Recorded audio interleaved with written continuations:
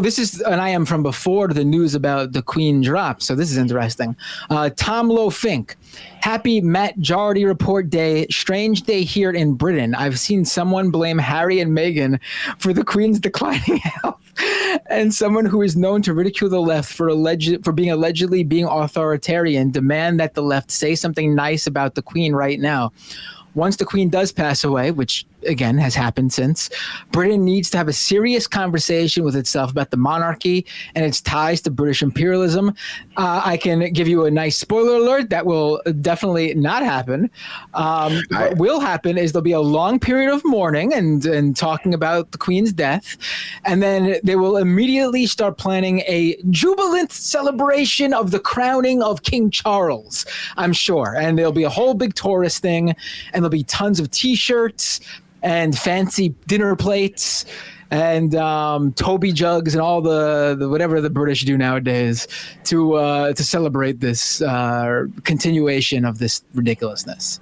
I don't think, I'm going to play devil's advocate. I don't think it might happen that way, but I do not think people are going to be excited about the government or the crown spending that much money on a coronation, on a royal funeral, when there have been reports out of the UK for the past few weeks that like every bar in London is going to close due to rising utility costs.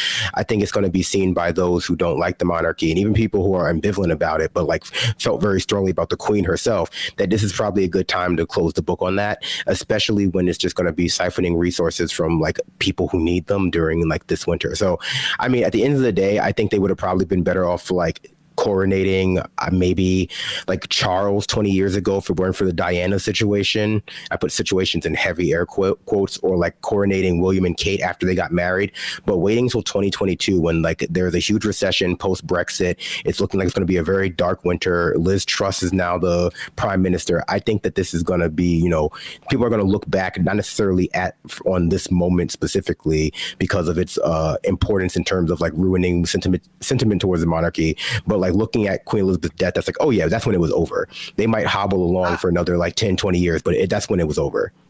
I don't know. I disagree. I think they're going to use this as a chance to re-strengthen their love of the monarchy there. And I mean, I really do. I mean, I think, look, like you had mentioned the royal wedding of Kate and whatever his name is. Yeah, William. But they also there was a whole big thing for Meghan and Harry. They don't like too. Meghan over there.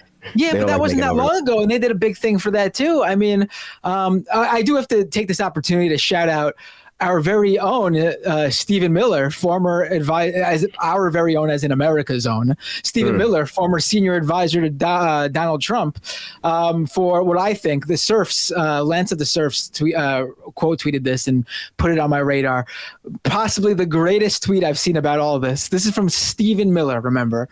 Her Royal Majesty's passing is not only a tragedy for England, Britain, the UK, and Commonwealth, but all decent people everywhere.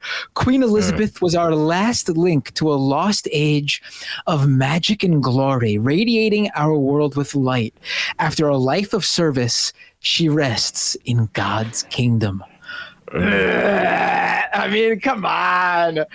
Was Stephen Miller the one with white supremacist ties? I mean, I know you asking that about the Trump administration official. Yes, yes. The one who he's most known for that, but a lot of people probably know him as the one who was balding and then showed up one day with a sprayed on head of hair, and then the next day realized, I guess, how stupid it looked and got rid of it. But yes, more importantly, the white supremacist ties. I see why you would think that it'd be a good time to re-strengthen the monarchy. I just don't think that they have it in them. Honestly, I think that Queen Elizabeth was the last thing that was keeping people, interested. Like, I think she was more popular than the idea of monarchy itself. And like, they might hobble along, but like, they're just going through a hard time over there. All right. Yeah, well, I guess we'll see the reactions. I think they're going to use the great time to unite Britain under, the love for their royal family. Well, it doesn't seem like Scotland or Northern Ireland might want to be united anymore. Well, yeah, that's true. That's true. Maybe this is an opportunity for them. Maybe that's what we'll see. But in terms of like the mainland England, we're going to see, I think, what I said. And I think you're probably right about what we'll see in Ireland and Scotland.